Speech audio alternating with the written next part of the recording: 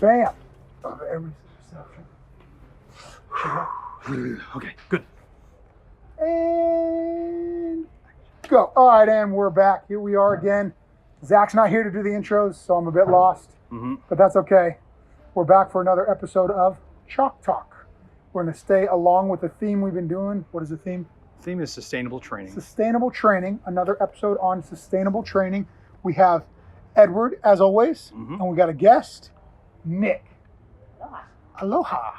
So, you want to take it away with sustainable training stuff? Yeah. So to go along with the theme of sustainable training, we brought Nick on to talk about her experience dealing with burnout from training, or dealing with like psychological burnout, feeling your body feeling beat up, not feeling motivated to come into training, and sort of second guessing like why you come into the gym 5-6 days a week, multiple hours per day, and devote your life to this weird sport, and having this sort of existential dread as it relates to training.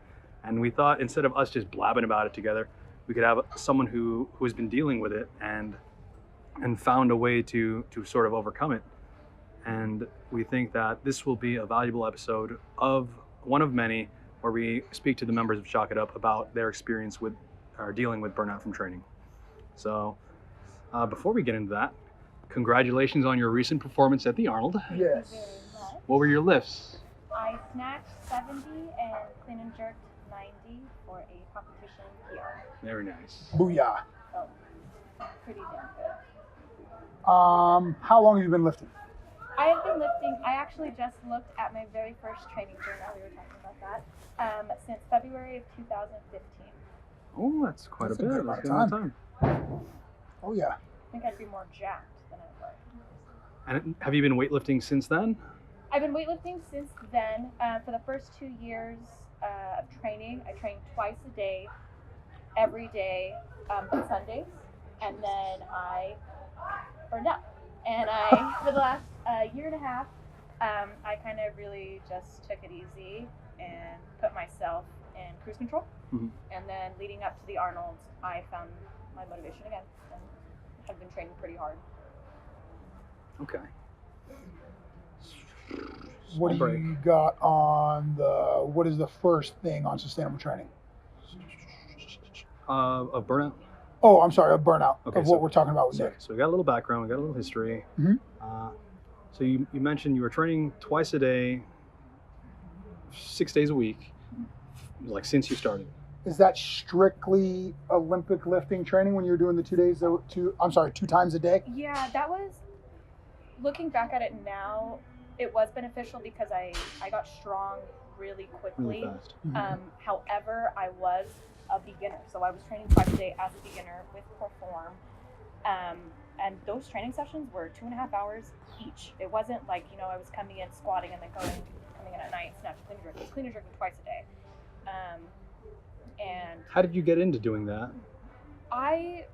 the gym that I was working and training at, the coach had me programmed me to do so. That was part of our long-term goals. Was I wanted to be a national elite lifter. I have a background in collegiate softball, and when I got hurt, all I wanted to do was compete. Like had my eyes forward, and I was set on being a high-level athlete again. And he believed in me so much. He was just like, whatever, if you want to do this, let's do it. You're gonna do it from the start. Yeah. I think that happens with a lot of athletes too. If they play at a high level, they can't play that sport anymore, I guess I would say. Whether it be they got injured or something like that, or they just don't, they have to find another outlet to be competitive at.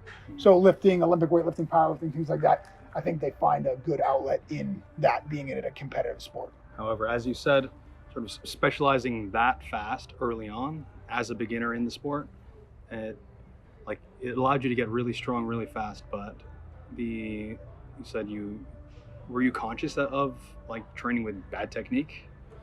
I was not. Super weird. I think I got cocky really quickly, and I was like, because I was just naturally athletic, and that's not to be dick about it. Yeah. We have a lot of those. I just kept going, and all I wanted to do was beat my own PR. I wasn't. And you kept no getting one was PRs. there to hold me accountable and be like, look, you have to work on your technique. You need to drop the weight. You need to get better. And then I dislocated my shoulder, not from lifting, but I know that that's a big part where I had no recovery. I didn't have the right technique. And when my old coach moved away and I got a new coach, we had to start from the beginning. And it's been really frustrating because even now my coach will look at me like, that's not even how you lift. And you find yourself going back to all these old bad habits when you get tired and you start to burn out, and you have to really stay focused and take your time and work on the little things. Can you go into a little more depth in transitioning from one coach to the next and having like your current coach have these assumptions that it's like Nick is supposed to know what like this lift is with this technique, and like the process of you like not knowing how to do that and then learning that. Does that make sense? Almost like you're. Do you have to teach that to yourself? Yeah, you've been lifting for so long, and now it's like you have to take a step back. Right. That mental part was the hardest thing because I am a very stubborn and hard-headed athlete, I think, where my whole mentality was I should know how to do it. Like if I can lift this, I should know how to do it well. Yeah. So going to a new coach, he was very, very patient. There was actually two coaches. Since then I've only trained with one. And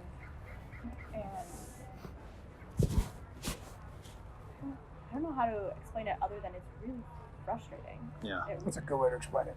It sucks. It's like fighting with your own ego. It is. And when you find a great coach, like I do, and they're willing to take the time and say, it's not your fault, it's okay, like we're gonna figure this out and we're gonna work together. And then you have coaches like you two, when I walk into a gym and you see me doing something stupid and you're like, hey, let's figure this out together. That's everything. And that's what you talked about in your couple podcasts back, where it's just like environment is everything, and the people who you train around is really huge. I like that too. I'm sorry, am I going off topic? No, this is perfect. Stay focused. No, you're doing good. We have the plan, and then we go off on little tangents. Yeah, then we come back. Where we get Nick's personality and her unique backstory, your origin story. Right. So, in talking about some of the symptoms of burnout that you've noticed, we can categorize them in psychological symptoms, physiological symptoms, and perhaps symptoms related to how you're going about executing your training, how training is feeling. What symptoms did you notice that like led you to believe that I'm dealing with burnout from training right now? Okay, let me just pick 3 so I don't go on for too long. I was in pain every single day for probably a year. Physical pain. Mm-hmm. Mentally, I dreaded walking into the gym. Did this sort of like that feeling sort of creep in? It got gradual, yeah. Okay. It wasn't just like, oh, I hate going to the gym every single day. It worsened and it kind of just stayed there. And then like physically, I started to gain a whole bunch of weight from being so stressed out from not sleeping, not wanting to come into the gym, and then putting my body under so much stress, being under like actual physical weight. Yeah. And I let myself stay on that track for a long time, probably up until September of last year. That was for about a year and a half? Yeah, I'd say a year and a half. Okay. The body was hurting, you were dreading going into the gym, and then cortisol, weight gain thing. Absolutely, and I worked with my nutritionist very hard, and we don't have that anymore. We're actively working on it. I put in my note, let me just check. I think that one we hear a lot. The when you start to get burnout, it starts to feel like, oh man, I got to go to the gym again and hit these numbers.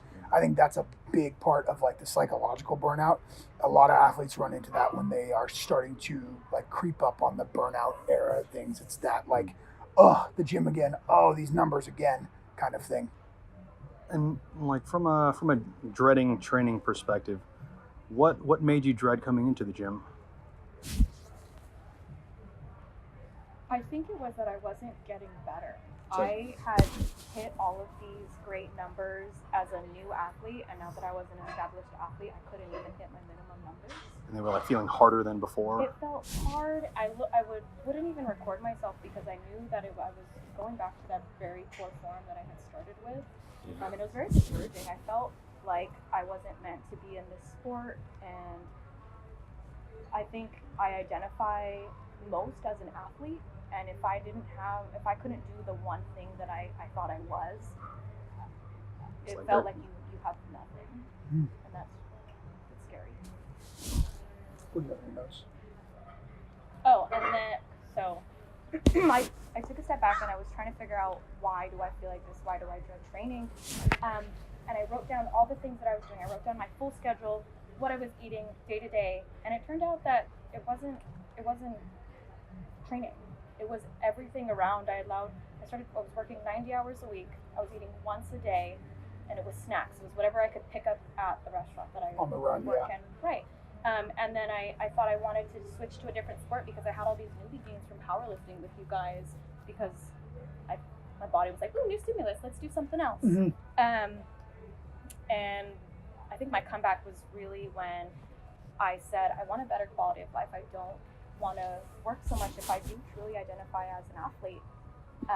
And so I took a step back from work. I started really working with my nutritionist to say, I'm going to eat 3 times a day. I'm going to eat before 6 o'clock. I'm not going to eat junk food unless it pertains to my macros that day. And I've had this new take on training where I walk into the gym and I say, I'm so lucky that I get to train, that I have the opportunity to do this, and I have a great job that allows me to pay for a membership to do so. And since then, I've been so happy. Training has never felt so good, and I've never been more motivated to do better and be better. And I think that's truly what sustainable training is. What prompted that shift in mindset?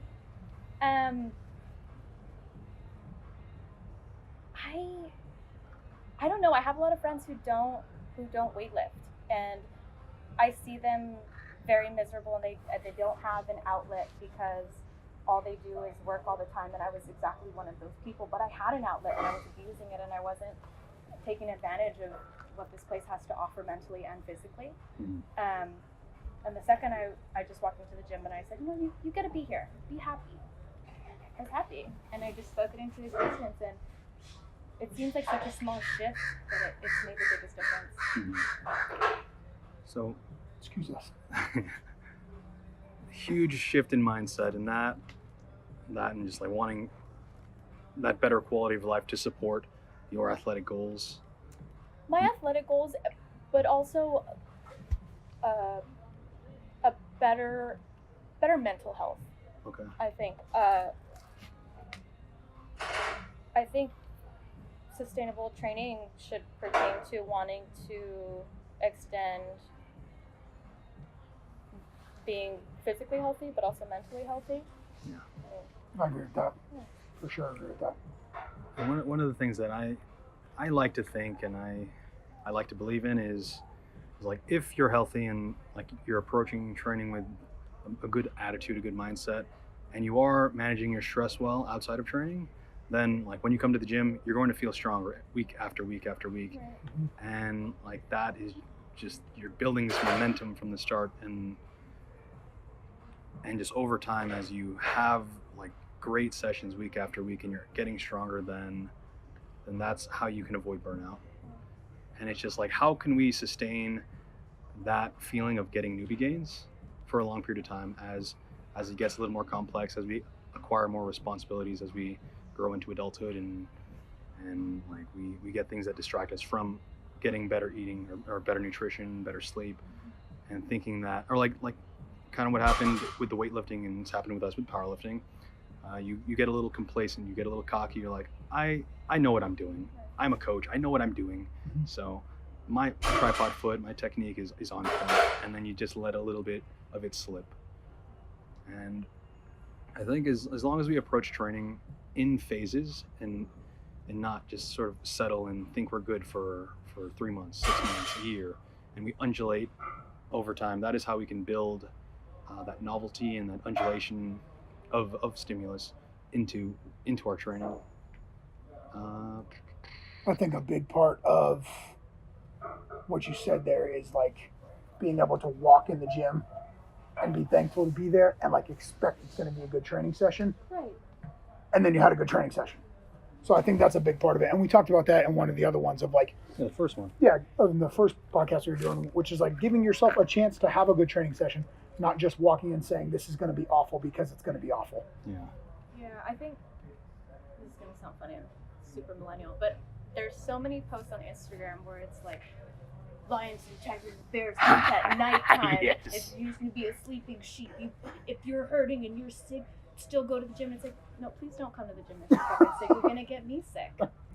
But also, it's like those extreme highs and extreme lows that I really try to avoid, especially because of that repost that you don't let your highs be too high and your lows be too low. Like, find a balance. There should be a balance.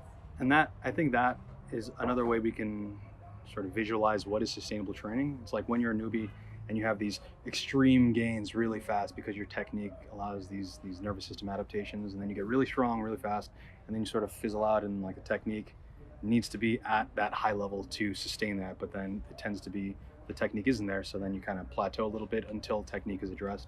But it's like when we have those highs and we have those lows, sustainable training is finding that little middle ground, that little baseline, and then raising the baseline up instead of raising like peak performance up.